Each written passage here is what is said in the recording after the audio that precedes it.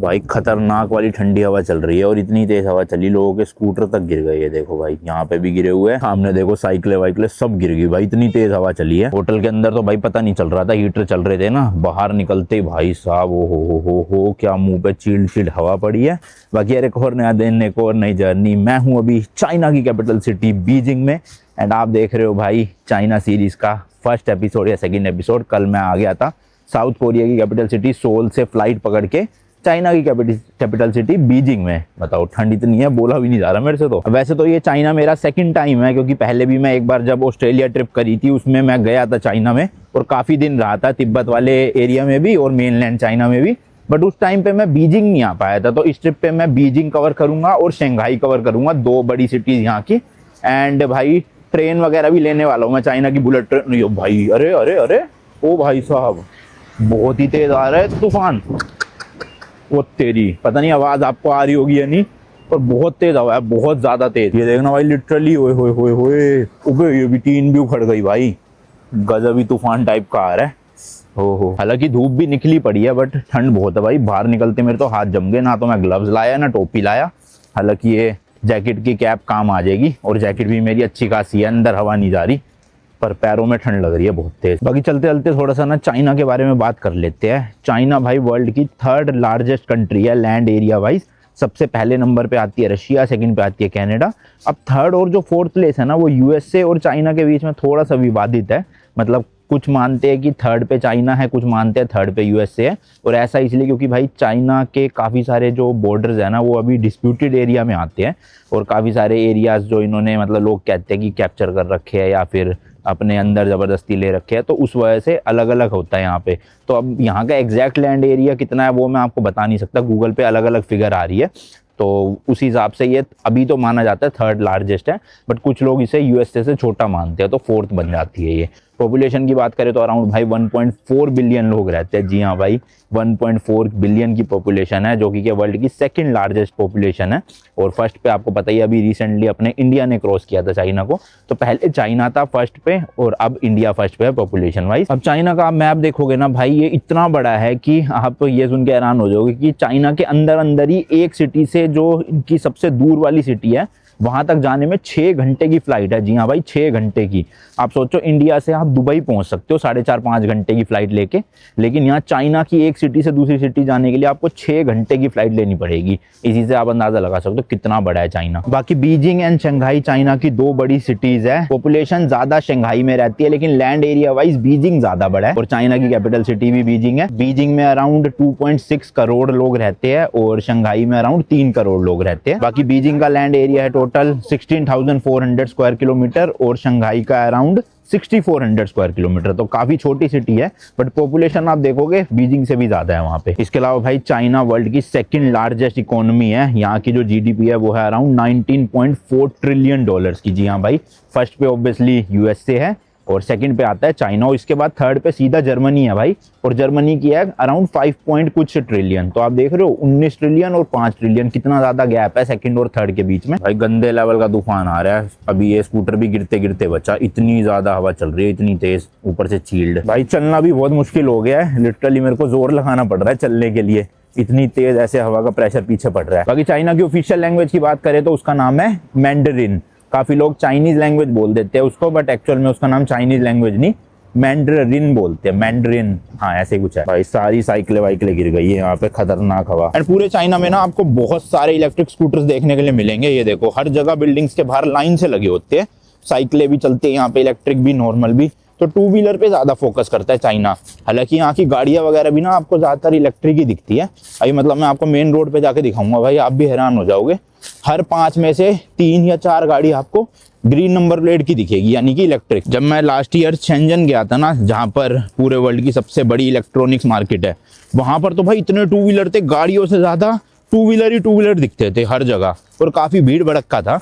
अब क्योंकि Beijing capital city है चाइना की, तो मेरे हिसाब से तो या आपके भी हिसाब से बीजिंग में ज्यादा ट्रैफिक होना चाहिए, है ना, बट है इसका बिल्कुल अपोजिट भाई। अभी देखो इस वक्त मैं बिल्कुल सिटी सेंटर में हूँ और यहाँ पर भाई चौड़ी चौड़ी सड़कें है, ना ही कोई ट्रैफिक जैम है, आराम से गाड़ियाँ आ रही है निकल रही है ना। और गाड़ियाँ तो आपको एक्चुअल में इतनी दिखेगी भी नहीं, सारे टू व्हीलर ही ज्यादा दिखेंगे। और ये साइकिलें देख लो भाई कितनी सारी है, तो शेंजन के कंपैरिजन में बीजिंग मुझे ज़्यादा थोड़ा खुला खुला टाइप का लगा, एंड वैसे भी ओवरऑल थोड़ा सा ज़्यादा ऑर्गेनाइज है ये सिटी। एंड चाइना ना भाई इतनी तेज़ी से डेवलप हुआ है कि ऐसा कहते हैं यहाँ पे हर 5 दिन में एक नया स्काई स्क्रैपर बिल्डिंग जो है वो बनती है। इसके अलावा वर्ल्ड का largest high speed train network भी चाइना के पास ही है, एंड जो वर्ल्ड का लार्जेस्ट सबवे नेटवर्क है ना वो बीजिंग सिटी का ही है। अराउंड इसमें 25 लाइन चलती है और 500 स्टेशन है। अब वैसे तो अभी आपको इतना जाम दिख नहीं रहा बीजिंग सिटी में, बट भाई वर्ल्ड का जो सबसे लंबा ट्रैफिक जाम था ना वो बीजिंग में ही लगा था 2010 में। अराउंड 12 दिन तक चला था वो ट्रैफिक जैम, एंड कितने 100 किलोमीटर लंबा था। इमेजिन कर पा रहे हो आप, 12 घंटे नहीं कह रहा मैं, 12 दिन भाई, 12 दिन तक लोग फंसे हुए थे जाम में, सोचो। बाकी भाई मैं पॉलिटिक्स के बारे में ज़्यादा बात करता नहीं अपने चैनल पे, बट चाइना जो है वो एक कम्युनिस्ट पार्टी है, यानी कि यहाँ पर एक ही रूलिंग पार्टी है जिसका नाम है CPC, जिसकी फुल फॉर्म है कम्युनिस्ट पार्टी ऑफ चाइना। इसके अलावा 8 और पार्टीज हैं यहाँ पे, मतलब माइनर पार्टीज है, लेकिन वो एज अ ओपोजिशन काम नहीं करती, वो CPC के अंडर ही काम करती है। चाइना में भाई गूगल जैसी ऐप सारी की सारी बैन है, और जो यहाँ पे ऐप चलती है उसका नाम है ये DD, मतलब अगर आपको टैक्सी बुक करनी है।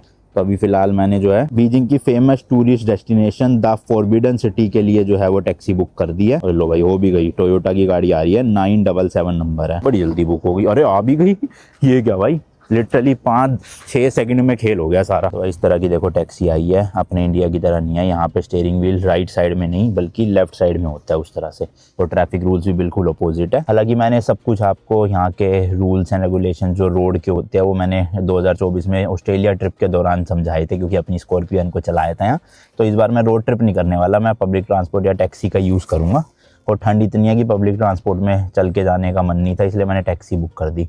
इतनी भी महंगी नहीं है अगर आप जापान और कोरिया के कंपैरिजन में देखोगे टैक्सी, बट हाँ इंडिया से थोड़ी महंगी लगती है मुझे यहाँ पे। अराउंड भाई 5 किलोमीटर के आसपास है द फॉरबिडन सिटी, मतलब बहुत बड़ा पैलेस है एक, पूरी डिटेल तो वहीं जाके बताऊंगा आपको। और देखते हैं कितने युआन जो है वो लगेंगे। चाइना की जो करेंसी है उसका नाम है चाइनीज़ युआन, और एक चाइनीज़ युआन में इंडिया के अराउंड 12.5 या 13 रुपये होते हैं। तो जो भी मैं आपको करेंसी यहाँ बता रहा हूँ या जो भी चीज़ का प्राइस बताऊंगा उसको 13 से मल्टीप्लाई कर लेना, तो इंडियन करेंसी में रेट आ जाएगा। जैसे अगर यहाँ के 100 युआन लगते हैं तो इंडिया के वो 1300 रुपीज़ हो गए। इंडिया देखो भाई, मैं बता रहा था ना यहाँ पे ज़्यादातर इलेक्ट्रिक गाड़ियाँ बहुत चलती है, तो ये ग्रीन नंबर प्लेट वाली सारी इलेक्ट्रिक है। अब देखो मतलब आपको 5 में से 3 या 4 गाड़ियाँ तो ना इलेक्ट्रिक ही दिखेगी भाई। ये ब्लू नंबर अलग है, लेकिन उससे अगली भी देखो इलेक्ट्रिक है। फिर ये आई जस्ट अभी, इसका भी देखो नंबर इलेक्ट्रिक है। मतलब बहुत है, इलेक्ट्रिक का इंफ्रास्ट्रक्चर तगड़ा ही बना रखा है भाई चाइना ने। जगह जगह पे चार्जर्स मिलेंगे, और चार्जर्स है इसलिए लोग यूज़ कर भी रहे हैं इलेक्ट्रिक गाड़ियाँ, वरना कौन करता। This is electric car, electric this no, हाँ इनको समझ नहीं आ रही शायद इंग्लिश, तो यहाँ पे है थोड़ी प्रॉब्लम ना, लैंग्वेज बैरियर है भाई, लोगों को इजीली समझ आती नहीं है। तो ये या तो आपको यहाँ पे ट्रांसलेट ऐप का यूज़ करना पड़ेगा, वरना चाइना में ही ना डिवाइसेस मिलते हैं ट्रांसलेशन के, उसमें क्या आप जो भी बोलोगे वो चाइनीज़ में यहाँ पे कन्वर्ट कर देगा। तो इस तरह से सीन चलता है। लैंग्वेज बैरियर बहुत है, मतलब कैपिटल सिटी है ये, सोचो बीजिंग, यहाँ पे भी लोगों को इंग्लिश नहीं आती है, तो आपको थोड़ी दिक्कत होगी लैंग्वेज के मामले में, बट इशारों में समझ जाते हैं लोग। और ये कुछ ऐप्स है जो आप अगर डाउनलोड कर लोगे ना चाइना में, तो आपकी काफ़ी मतलब ईजी हो जाएगी ट्रिप। सबसे पहले अली पे, जैसे अपना इंडिया का UPI है, पेटीएम वगैरह, यहाँ पे अली पे चलते हैं। देन ए मैप, गूगल मैप की जगह आपको ए मैप यूज़ करना है। ऊबर की जगह यहाँ चलेगी DI, ये है टैक्सी के लिए। फिर यहाँ व्हाट्सएप वगैरह नहीं चलता, तो चलता है वीचैट, और वीचैट में ही ना आप सब कुछ बुक कर सकते हो, मतलब यहाँ की जो टूरिस्ट अट्रैक्शंस है उनकी टिकट्स वगैरह। उसके बाद एक ये है भाई, इसका नाम मेरे को याद नहीं आ रहा, बट इस तरह का सिंबल है, ये फूड डिलीवरी ऐप है। अब ये बाकी ऐप्स तो ना सारी इंग्लिश में मिल जाती है, लेकिन ये फूड वाली चाइनीज़ में है। देखो मैं खोलूँगा, सब कुछ चाइनीज़ में दिखेगा आपको भाई, तो आपको बस वो ये ट्रांसलेट कर करके जो है ऑर्डर करना पड़ेगा, थोड़ी दिक्कत होती है। एक सबसे भाई मेजर दिक्कत, अगर आप अपना इंडियन फ़ोन यहाँ पे ला रहे हो जिसमें इंडिया की एप्पल ID या गूगल ID डली हुई है, तो यहाँ पे कोई भी ऐप आप डाउनलोड कर ही नहीं पाओगे, क्योंकि इंडिया में बैन कर रखी है सारी ऐप्स, इस वजह से चलेगी नहीं आपकी ID में। तो आपको यही करना है कि यहाँ पे आके आपको या तो एक नई ID बनानी पड़ेगी चाइना की, या सबसे बेस्ट है आप USA की ID बना लो, क्योंकि USA वाली ID में इंडियन ऐप्स भी चल जाती है और चाइनीज़ ऐप्स भी चल जाती है। तो एक अलग से फ़ोन रख लो जिसमें एक USA की ID बना लेना, और सारी ऐप्स को डाउनलोड करके अपना इंस्टॉल कर लेना। जो भी आप नंबर लोगे यहाँ पे उससे रजिस्ट्रेशन हो जाती है। फिर अपना आप इंडियन कार्ड अटैच कर दो अली पे से, और फिर आप कहीं पे भी स्कैन कर करके पेमेंटें कर सकते हो बढ़िया। अब जैसे मैं इस टैक्सी की पेमेंट भी अली पे से ही करूँगा। इतनी पॉपुलेशन है भाई, फिर भी लोग ना ट्रैफिक रूल फॉलो करते हैं। खैर ये तो मेन सिटी सेंटर है, यहाँ नहीं करेंगे तो कैमरे लगेगा, चालान हो जाएगा। बट जनरली मैंने देखा है कि ना चाइना में गलियों वगैरह में भी लोग फॉलो कर लेते हैं ट्रैफिक रूल, इतना नहीं करते जितना जापान और कोरिया में है, बट हाँ काफ़ी हद तक सही है सिस्टम में।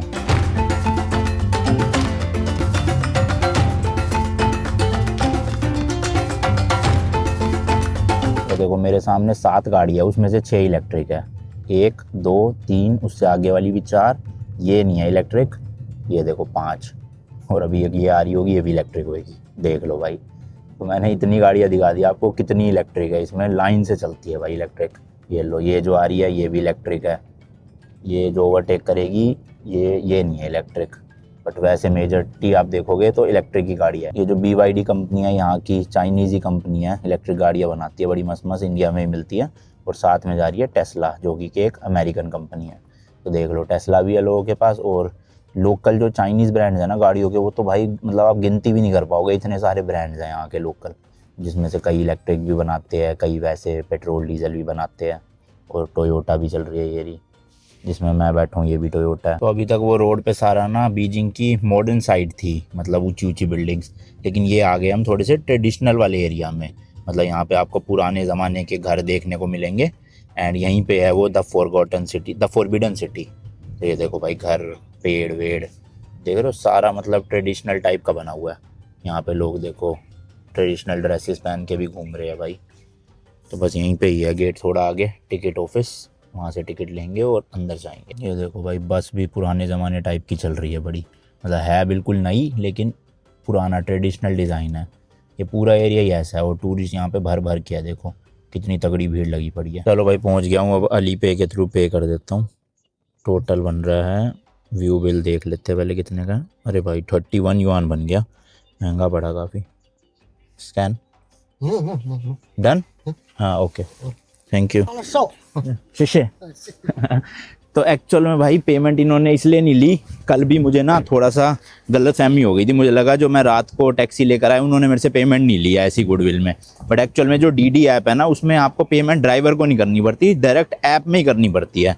तो कल रात भी बिल बना था 14 युआन का, जो मैंने रात को पे करा था। मुझे लगा उन भाई साहब ने मेरे से पैसे नहीं लिए वैसे ही, तो ऐसा कुछ नहीं है भाई। यहाँ पे भी अब देख लो आप, लगभग कितने 500 रुपये के आसपास बिल बन गया 5 किलोमीटर का।